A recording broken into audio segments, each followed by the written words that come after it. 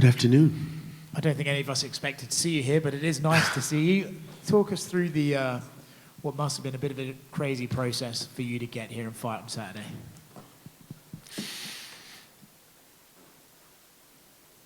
I mean, it's not the first time, you know. And how crazy is it? Same location. So I think this has kind of been my whole career. It's been preparing me for moments like this. After my first ever professional fight, I couldn't get a fight for a long, long time. But you just had to stay in the gym and then hopefully get a fight on a couple weeks and jump in. And so this is what we do. Fighters fight. Now, there is a difference, though, right? Last time you were champion, and it felt like the card was on your back, and this guy came in to fight you. This time it's you coming in to fight a guy who everyone's saying is this unstoppable force. Is that part of the motivation? What exactly said made you sort of go, yes, okay, I will do this again? I think it's just the opportunity. You know, it's another opportunity to be able to test yourself. It's another opportunity to be able to elevate yourself. And it's part of being a man. It's part of living. You know, you have highs of highs and you have lows of lows. And living is being able to get up and get back on that horse and test yourself like that again. I mean, most people won't be able to guess what my favorite fight is that I've been in. Can anyone guess what that fight is? I'll tell you guess that it's the first Masvidal fight just because of the situation. No. Yeah. It was the first Covington fight. And a lot of people would say that's the most challenging fight I've had. Obviously, my last two fights. But that fight was extremely challenging because it was just something primal about it. I didn't think about anything. I didn't worry about anything. I didn't care about anything. It was just me in there, just putting my heart and my soul into that fight. There was nothing that could have distracted me that night. And so when you get done with that fight, a fight like that, everyone was like, oh man, you got hit a lot. But it was the most fun fight I've ever had. And so I realized through soul searching, it's just that, hey, that's you only get a few of those moments to be able to experience something like that. So, you know, I want to experience it a couple more times before I walk away from this sport.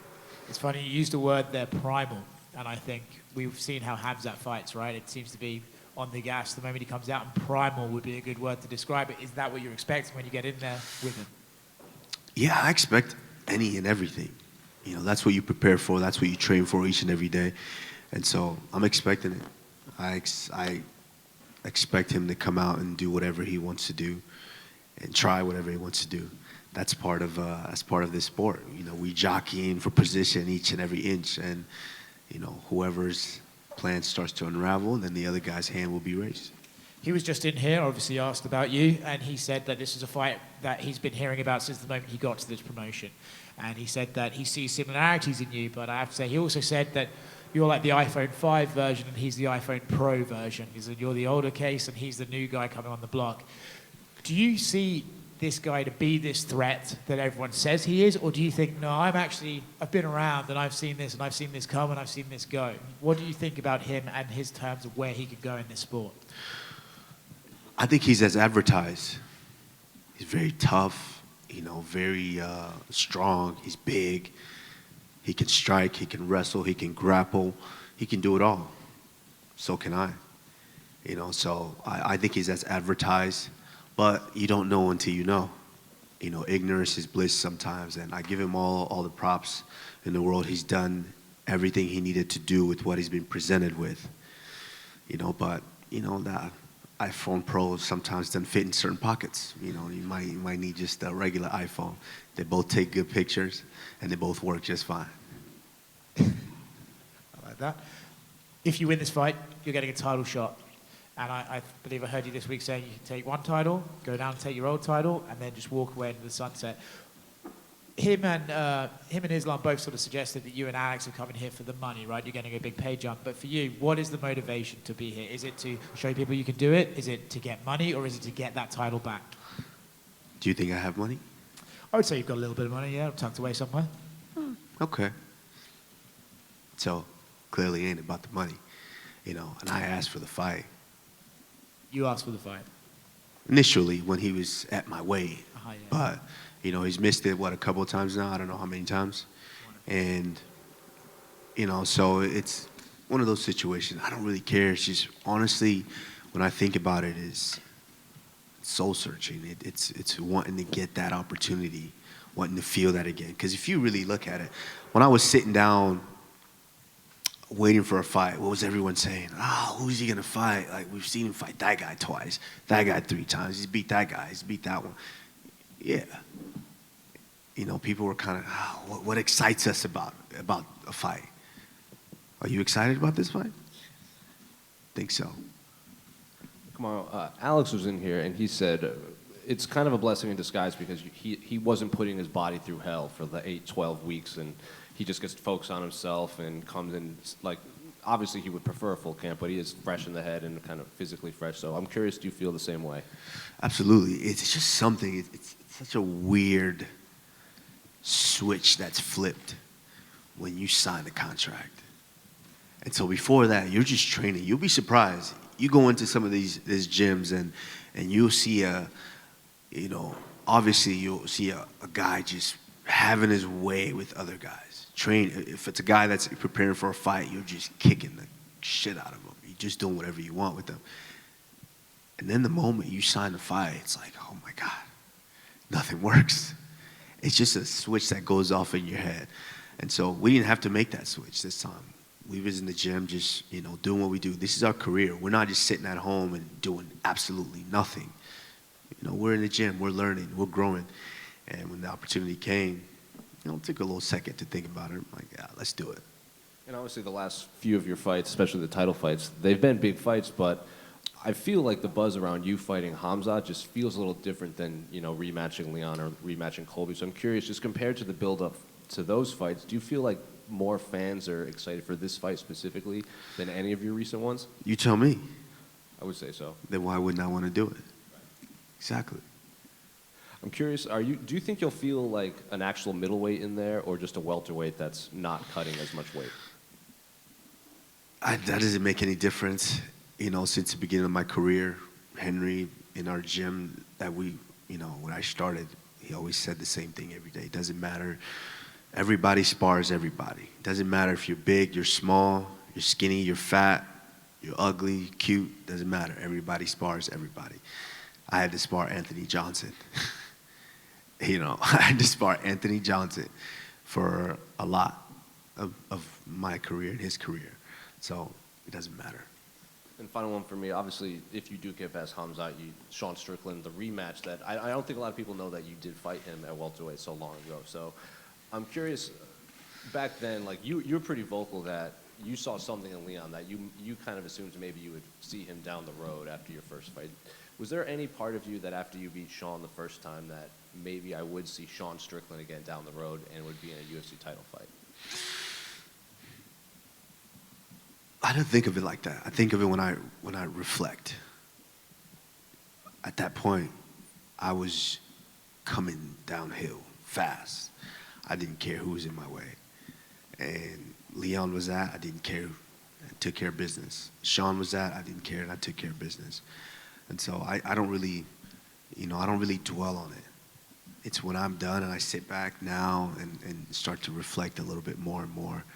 Like you just mentioned, a lot of people didn't know that I fought Sean Strickland. So you can tell, I've been putting in work for a minute now. And so it's just kind of one of those things. Now I'm starting to be in a position to where you get to reflect and say, I did put some work in. Beat quite a few people here. How do you think Sean has evolved since then? Obviously fighting up a different division now, but do you see many similarities in his game, or does he look vastly different to you now? Yeah, this is MMA. Styles make fights. Sean, I think he's definitely grown a lot, of course. But I think the most important thing is he's grown into his identity of a fighter. He accepts the fact that he fights this particular style, a particular way. And he's just leaned into it, and he's grown exponentially, and now he's the champion. But styles make fights. I said it when I came into the game. I'm a nightmare for certain people to deal with, and I just think that that matchup, it's a nightmare for Sean Strickland. But he's grown exponentially. He's very, very improved. And When you look at the fight with Hamza, I mean, we haven't seen him face a ton of adversity. Probably the Gilbert fight was definitely moments that he had to fight back from. He said he learned from that and, won't be as wild and things like that. But when you watch that fight back, do you feel like there's things that maybe Gilbert didn't take advantage of that you would in a similar scenario? I mean, we're different fighters. Gilbert Burns is a hell of a fighter, great fighter, but I'm a different fighter. So my fight IQ, the way I see certain things or just compute certain things in the fight are slightly different. So, it is what it is. And if Khamzat is the true contender and potential future star that I think he could be, then hopefully he learned from that. But we'll find out Saturday. And in this fight, you will have Henry Hooft in your corner, as well as Trevor Whitman for the first time. How do you think that's going to manifest itself? What kind of confidence does it give you having those two voices behind you on a fight night? Great confidence. I think, all through life, all through my career, now when I reflect, I'm like, I've always been blessed to be in front of men that pour into me in a certain way, that kind of help push me further in my journey of life. And to be able to stumble into the gym and have a Henry Hooft build the foundation, and then somehow run into Trevor Whitman and meet him to where, you can find a coach that could kind of fine-tune and hone into certain things. And to have both of them, they're very, very different in their approach, but they're both different approaches that speak to me and get me to react a certain way. So I'm thrilled. I'm excited. I want to see how it works because, sometimes I need a drill sergeant and sometimes I need a friend to talk to me. So we'll see how that goes. And Francis Ngannou is fighting next weekend in Saudi Arabia. Are you going to go from here to there? I'm trying to. We'll see. I try not to make too many plans. I did that once. It worked out actually. I had a GQ shoot right after New York, so I try not to make too many plans right after the fight because you never know what's gonna happen. So, but of course, I would love to get out there and support Francis. Francis has been my brother since we both got into the UFC. I think our actual first official fight was the same card in the UFC. So, yeah, I would love to support him. And there's a lot of people kind of doubting him, just like people doubt me, people doubt us. That's life. They doubt us each and every day. But, as long as you're blessed with 2 arms, 2 feet, and you can step in there, anything can happen. And just last thing, if you win this fight, go on to rematch Sean Strickland, win that, there's a whole plethora of other guys, but it just seems like Dricus du Plessis is the #1 contender, and you've had words about him in the past. Would that be a fight that you would relish? Absolutely. I don't say no to fights, clearly. So 100% it could happen. I could also go down and take that belt back, so you never know. I mean, what a way to go out, huh? Move up, grab that belt, go back down, grab that one too, throw up some fingers, walk away. And you mentioned going down. Last one from me. If Colby beats Leon, would that be kind of like a weird thing for you to compute, considering you've beaten him twice, and then what happened with Leon? No, like I just told you the plans.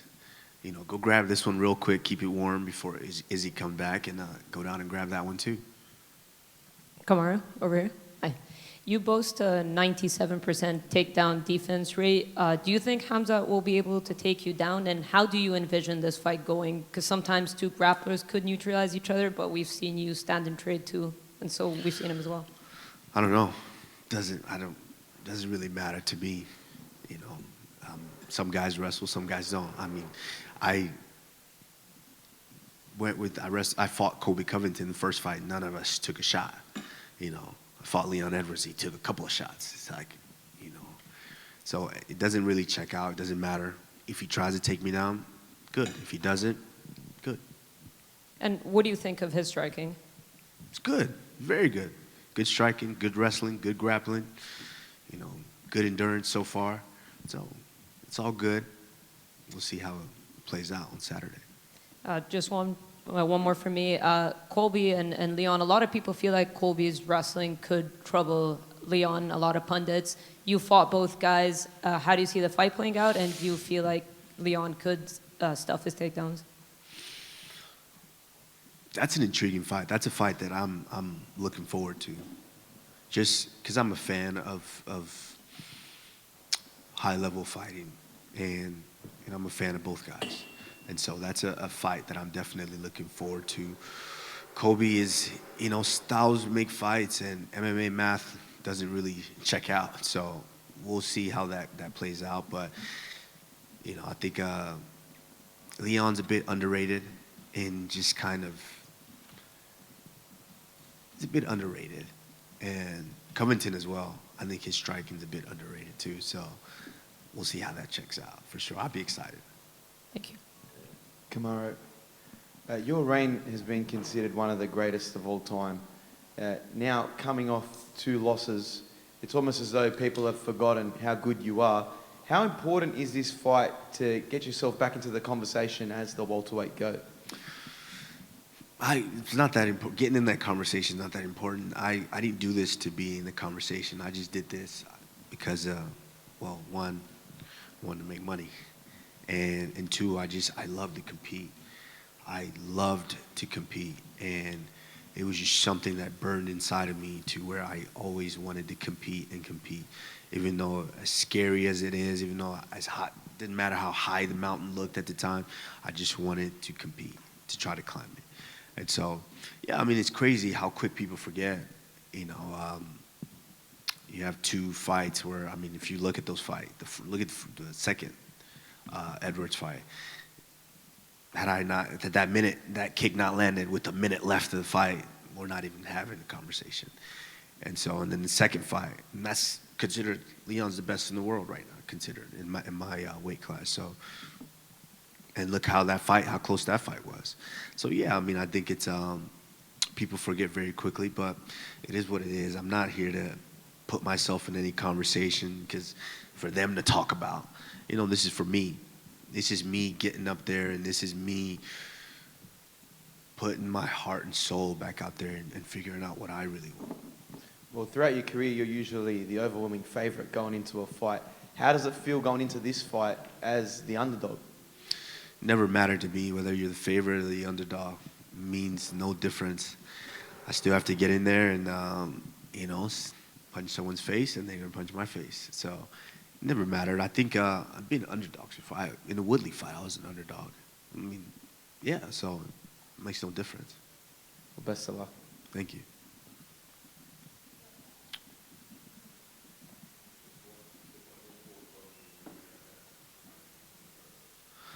The main event, Islam versus Volkanovski. I think that is it's an intriguing fight. For Volkanovski, it's just, what a great way to just come in and, take another shot. It doesn't affect him in any way. You've already lost to him, so it doesn't, you're just getting another crack at it. Islam is big, strong. I think Islam, if he's a champion that I know he is, I think he took a lot away from that first fight and understood that, okay, maybe it's not as easy as I thought it was. Now we're going to, tweak a few things. I think Islam gets it done. I think he gets it done. But Volkanovski's no slouch. He has no neck for you to choke. The legs aren't super long for you to grab and take him down. So, he's just a perfect little, perfect soldier out there.